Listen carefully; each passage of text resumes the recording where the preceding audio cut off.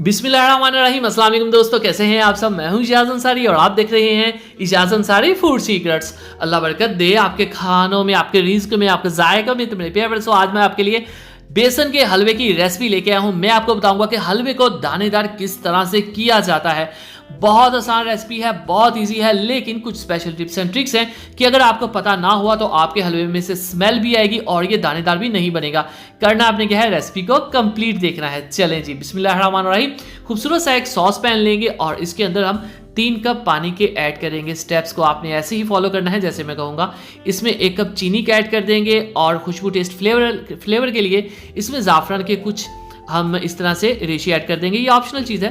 3 से 4 छोटी इलायची इसमें ऐड कर देंगे। अब आपने इस शीरे को पकाना है अच्छे से, इसको साइड पे दूसरे चूल्हे पे रख देना है। ये शीरा हम क्यों स्टार्ट पे बना रहे हैं ये मैं आपको आगे जाके बताऊंगा, ये सबसे अहम बात है। चलें जी, बिस्मिल्लाहिर्रहमानिर्रहीम।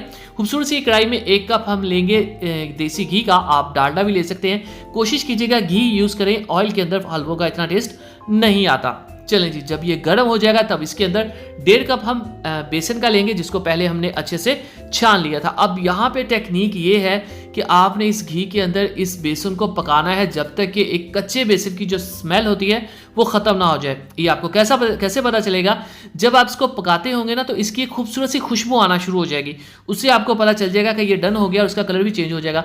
याद ये रखिएगा कि आपने लो फ्लेम के ऊपर इसको पकाना है, भूनना है, फ्राई करना है। जब खूबसूरत सा कलर आ जाएगा तब इसमें थोड़ा सा और कलर ऐड कर देंगे। ये आर्टिफिशियल कलर है, जर्दा कलर, लेकिन इससे ओवरऑल जो कलर है वो बहुत अच्छा आ जाता है। चलें जी, अब देखिए थोड़ा सा कलर डार्क हो चुका है, पक भी चुका है। अब इसके अंदर ये शीरा हम ऐड करेंगे, फ्लेम को लो करके, बल्कि आप बेशक चूल्हे को बंद ही कर दें जब इसको ऐड करना है, ठीक है, ताकि ये उछले ना, बाहर ना आए। जो नए लोग हैं नई कुकिंग कर रहे हैं, उनसे ये गलती हो जाती है, एकदम से ये उछल जाता है। अब आपने जब ये अंदर चला जाए फिर आपने फ्लेम को ऑन कर देना है, इसकी कर देनी है मिक्सिंग शुरू। अब मैं आपको बताता हूँ मैंने शीरा बना के क्यों ऐड किया।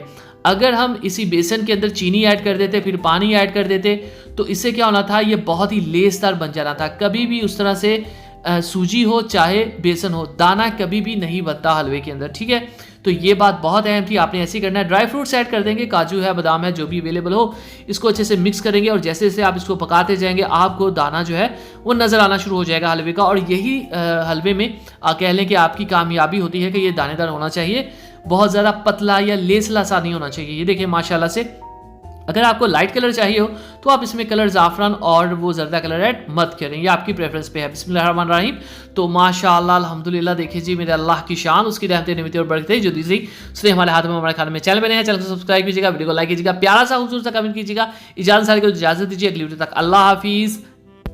केक रेसिपी विदाउट अवन के लिए, यम्मी एंड टेस्टी रेसिपीज़ के लिए, क्विक एंड ईजी रेसिपीज़ के लिए और पुलाव बिरयानी की रेसिपीज़ के लिए हमारे चैनल को विजिट करिए।